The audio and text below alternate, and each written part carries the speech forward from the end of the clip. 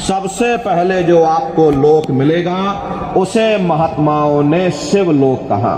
शिवलोक वो तमोगुणी स्थान है, वहां के मालिक शिव जी हैं, वो पार्वती जी के साथ उस लोक में विराजमान हैं। शिव जी का दर्शन करने के बाद फिर घंटे शंख की आवाज को पकड़ करके फिर जब आप ऊपर चढ़ोगे उसी के ऊपर ब्रह्मा जी का लोक आएगा।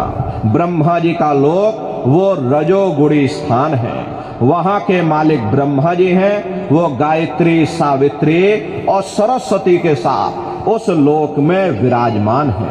प्रेमी भाई बहनों, घंटे और शंख की आवाज को पकड़ करके रखना पड़ता है। यदि आपने उस आवाज को वहां पर छोड़ दिया तो सेकंड भर आपको नहीं लगेगा, धड़ाम से आप अपने शरीर में वापस लौट आओगे और इन बाहरी आंखों को खोल दोगे। इसीलिए शब्द को पकड़ करके रखना पड़ता।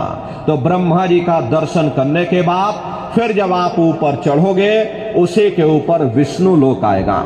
विष्णु लोक वो सतोगुणी स्थान है, वहां के मालिक विष्णु जी हैं, उनका बड़ा मनमोहक स्वरूप है।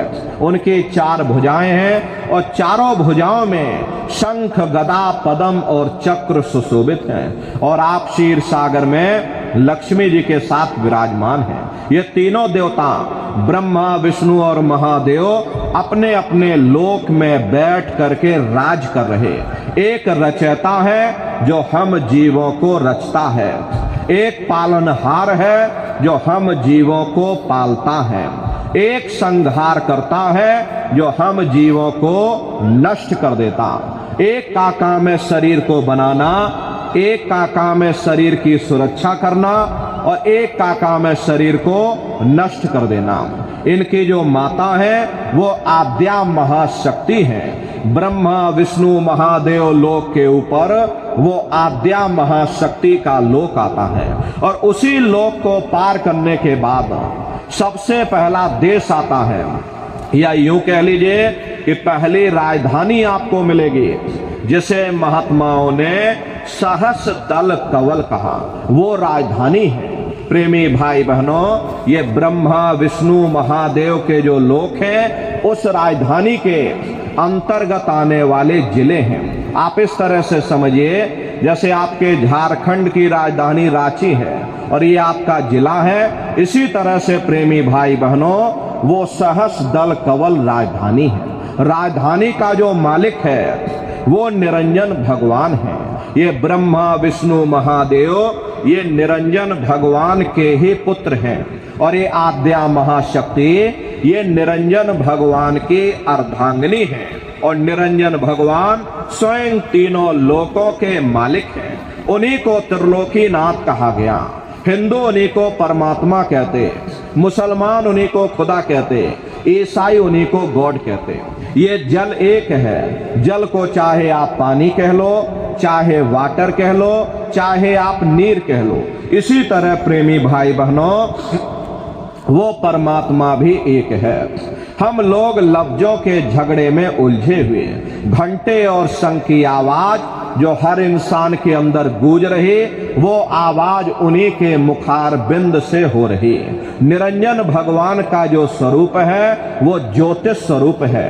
हजार बातें की अखंड ज्योति वहां पर बराबर जल रही। अरे हम लोग यहाँ मंदिरों में देखिए ज्योत जलाते हैं, ये तो हम आप उसकी नकल करते हैं। महात्माओं ने आपको चिन्ह बता दिया कि भाई उनका ऐसा स्वरूप है, तो हम लोग मंदिरों में नकल करने लगे।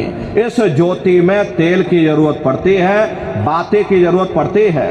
1 घंटा 2 घंटा जलेगा फिर बुझ जाएगा, लेकिन वो अखंड ज्योति वहां पर ऐसी जल रही जिसमें ना तेल की जरूरत है और ना बाती की जरूरत है। अरे महात्माओं ने लिखा है ये उल्टा कुआ गगन में तिसमें जरे चिराग और तिसमें जरे चिराग, बिना रोगन बिन बाती और 6 ऋतु 12 मास जरत रहे दिन राती। सतगुर मिले जो होए ताह की नजर में आवे, बिन सतगुर नहीं कोई वाह को दर्शावे।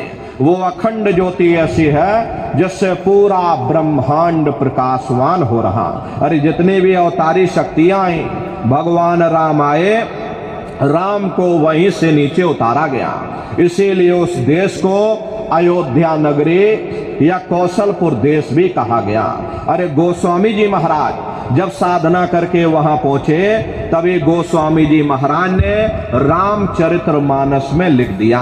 देखिए प्रेमी भाई बहनों, रामचरितमानस में गोस्वामी जी महाराज ने जो भी लिखा है वो सब अंतर का भेद लिखा। जब उन्होंने साधना किया, साधना करके जब ऊपर गए और ऊपर जा करके जो कुछ उन्होंने अपनी दिव्य दृष्टि से देखा वो रामचरितमानस में लिख दिया।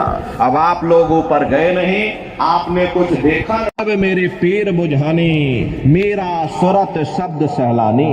कबीर साहब को जब वो दौलत मिल गई और अन्य महात्माओं को जब वो दौलत मिल गई, उन्होंने कलम तोड़ करके लिख दिया, अचरज देखा भारी साधो, अचरज देखा भारी रे, और बिना बजाए निस्दिन बाजे घंटा शंख नगारी रे, बहरा सुन सुन मस्त होते है और तन की खबर बिसारी रे, और बिन भूमि के महल बना है तामे जोत जारी रे, अंधा देख देख सुख पावे बात बतावे सारी रे, और जीता मरकर फिर जी जावे बिन भोजन बलधारी रे, और ब्रह्मानंद संत जन बिरला कोई समझे बात हमारी रे। प्रेमी भाई बहनों, वो असली अयोध्या नगरी है, वो भगवान राम का असली देश है। अरे राम जी का दर्शन करने के बाद फिर तुम्हारी ये जीवात्मा दूसरे मंडल के शब्द को पकड़ करके और दूसरे मंडल की चढ़ाई करेगी। शाम तज श्वेत को गहना, सुरत को तान धुन सुनना, और बंक के द्वार धस बैठो और त्रिकुटी जाए कर लेना।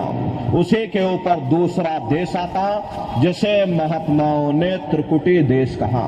वहां के जो मालिक हैं वो ब्रह्म हैं, वहीं से मन और माया की उत्पत्ति हुई, वहीं से तीन गुण रजोगुण तमोगुण सतोगुण तीनों गुणों की उत्पत्ति वहीं से हुई। ये जो आपके वेद हैं, वेदों को सारी दुनिया पढ़ती है, वेदों की भी उत्पत्ति उसी स्थान से हुई है।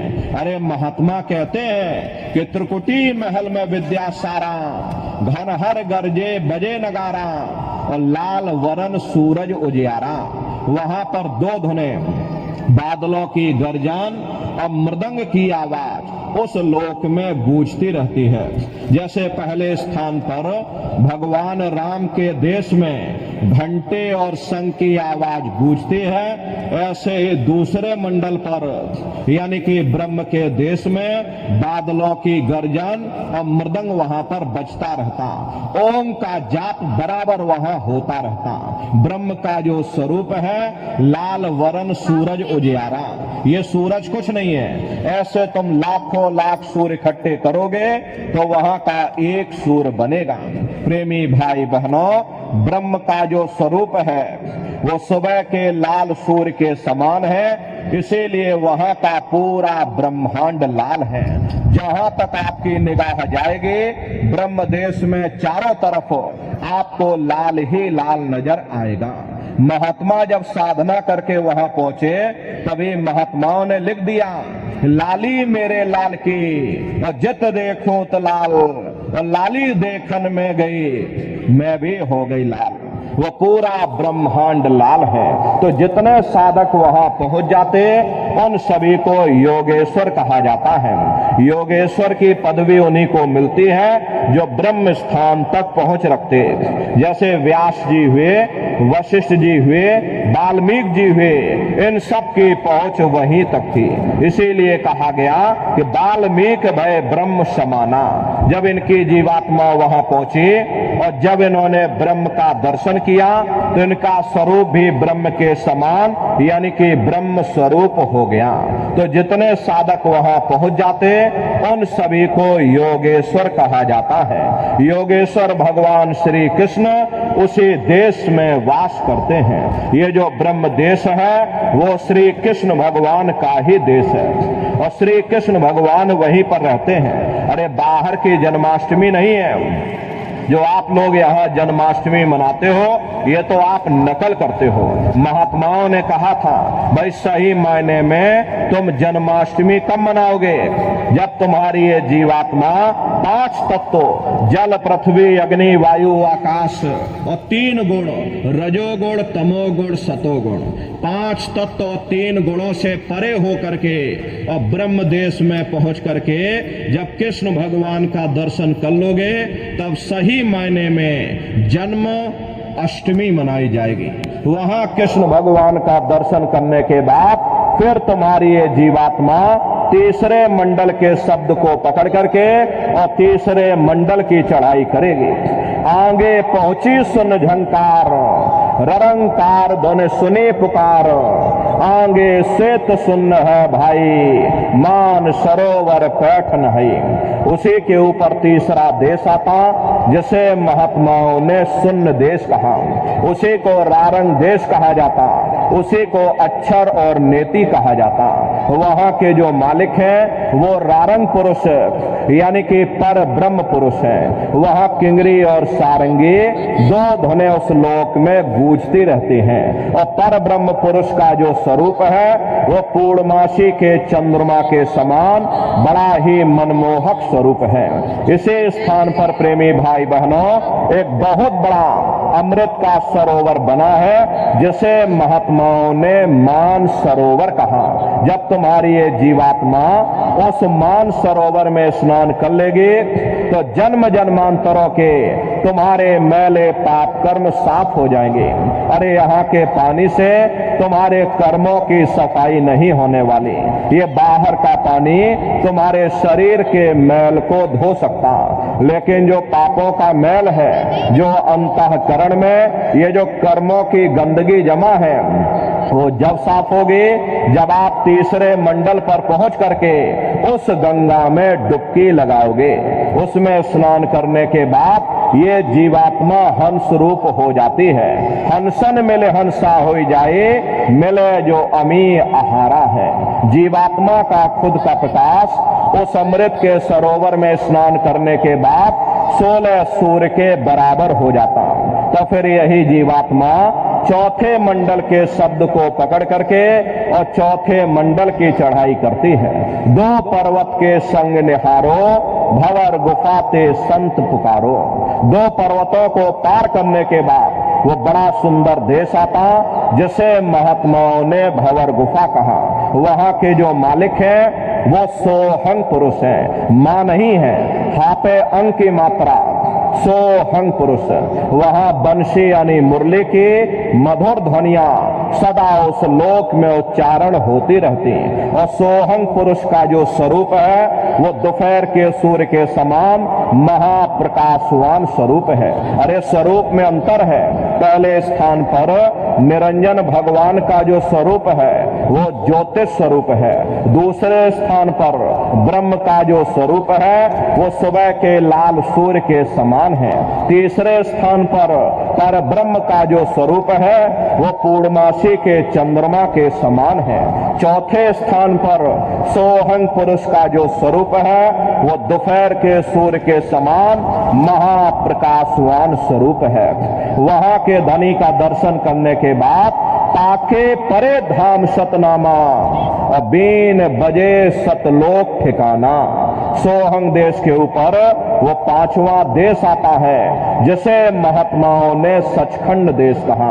वो सचखंड देश अजर अमर अविनाशी सदा एक रस रहने वाला देश है।